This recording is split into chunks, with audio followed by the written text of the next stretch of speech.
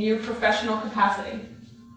Teacher, social worker, one that has a Absolutely. degree.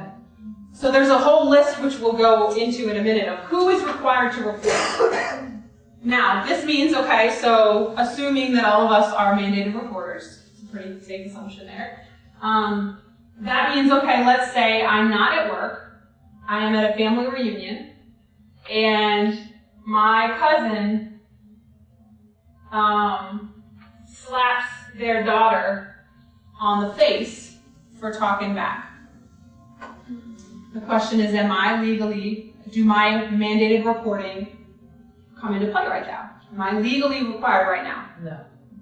Not according to South Carolina law. It is not within my professional capacity. Now, you may be, like I'm a social worker. I'm not licensed, so there's a lot of debate about whether I can actually call myself a social worker. In South Carolina, technically I can't, but that's an aside. But, you know, for ease, I as a social worker have a code of ethics. So according to my code of ethics, I might be legally required, or ethically required. But legally, in your professional capacity, that doesn't mean you can't report. It just means that legally, there's very little that somebody could do because you're not in your professional capacity. There are 20 other states outside of South Carolina that says everyone needs to report. We are not one of those states. So they say, in your professional capacity. The next thing is then, who's a child? In our state, and you know, this is defined in many different ways, depending on what you're talking about. But in terms of mandated reporting, there's a child is 18 years old all the way to a viable fetus. There's also debate about when the viable fetus is, what age that is, but that is to say that even someone who is pregnant and does something to knowingly harm or neglect their child could also be considered, that could be a mandated reporting issue as well. And I don't have it highlighted, but I do think it's important to know has been abused, may be abused, or neglected.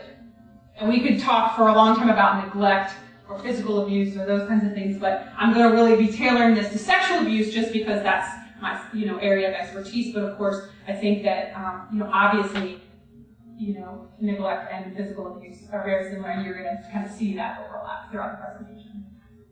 So here is the laundry list. Or no, I've rearranged things a little bit, so I'm used to going in a certain way. But this is what abuse and neglect is. So. Inflicting or allowing infliction of physical or mental injury, committing or allowing to be committed sex offense against a child, or the neglect of failure to supply adequate food and shelter and clothing. And ladies, we also have definitions in your blue notebook, and then I see Beverly wrote out this, but we have the definitions in our policy. Great. I have a question I'm kind of about that. And it's not necessarily related to this capacity, but I do some special needs volunteer work, and they are, some of them are older than 18. They're still living, they're special needs individuals still living with their parents.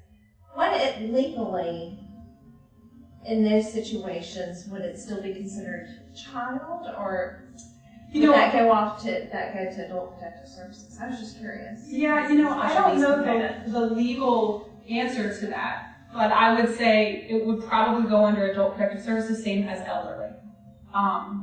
And you could still follow the same route in terms of who reports or we talk to that and that kind of thing. Absolutely. It sounds like they call it vulnerable adult. Mm-hmm. Yeah, great question.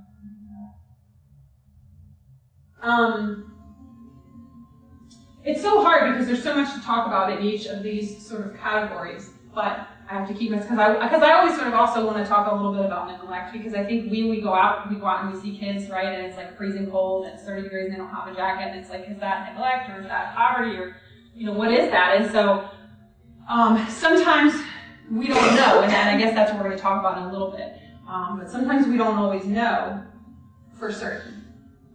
And we'll talk a little bit about that hopefully later. But I will talk a little bit more about the sex offense against the child, because there's a lot of misunderstanding about sexual abuse and about sexual assault. And so I want to just break it down a little bit more. just so that we understand what sexual assault includes. So of course, rape is what we normally think of, like forced penetration.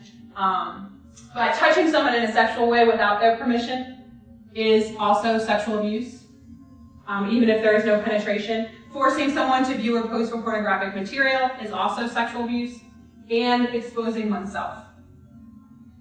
We'll talk a little bit about the age of consent at the end when we get to the law, but anybody, whether it's an adult or a child, who has this happen to them, that is sexual abuse, sexual assault.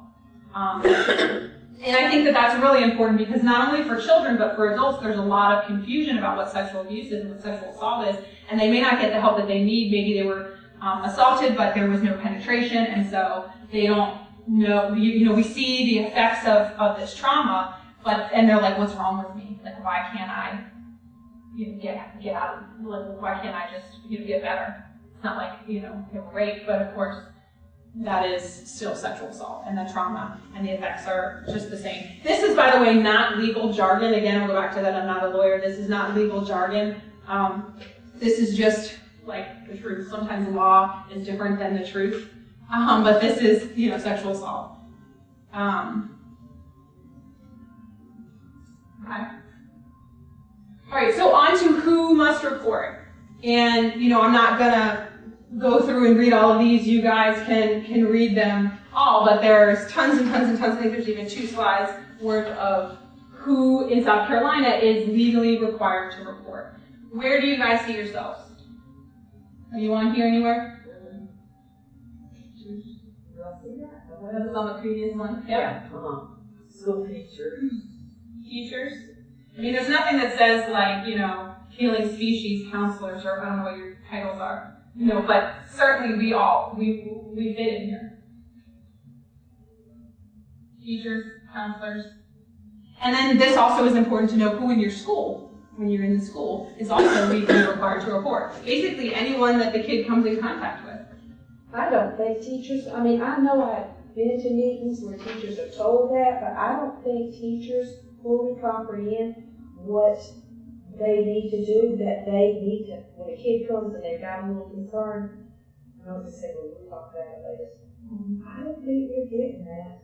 I think you're right, I think it's not just teachers, I think people in general who are on these lists don't know the law, they don't understand it.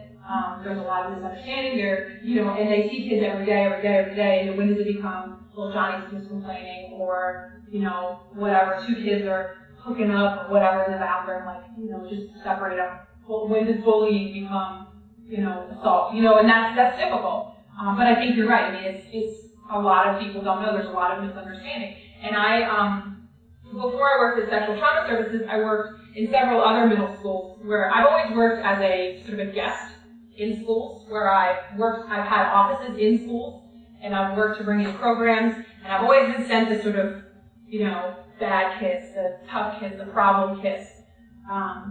And I have seen firsthand where the schools don't have any idea. We're going to handle it in-house. We're going to, bring the parent in and all of those kinds of things. And absolutely, not only is it inappropriate, but it's illegal. And that becomes difficult when I'm a guest in the school and I know the law and I got to walk this fine line of wanting to come back, but at the same time wanting to follow the law and protect this child. And so it's a politicking, but the reality is we got to obey the law. Okay, so you're saying that the schools want to handle it in-house. They don't Sometimes. want to get the police involved. Sometimes. Yeah, because that's a black eye on the school. Mm-hmm. Because that will... I know the So mom. there. I'll just call mom in. We'll just let's no need to make a big issue of it. And again, this is not every school. This is not every place that you social agency or whatever. But we have all seen it firsthand. And so we need to be figuring out how we can educate everyone about the legal right and the responsibility and all of that kind of thing. And again, we'll get more into what that looks like. It doesn't mean it's an easy job. I mean, I think we all have our jobs cut out because just like a teacher, we've got a curriculum, we've got to teach, we've got objectives, we've got a grant, we've got to fulfill, we've got this, that, and the other. But ultimately, we also have to look out for the safety of the child. And that's what, not only is it a legal obligation, but we also need to look out for that child. But it's not easy. It's not easy. So going with the people aren't reporting, because we're totally aware that people aren't reporting, I want you to think for a minute, brainstorm again for yourself. What are some reasons, because we've seen it all the time, maybe we've done it, and that, no blame place, this is where we're going to learn and grow. What are some reasons why people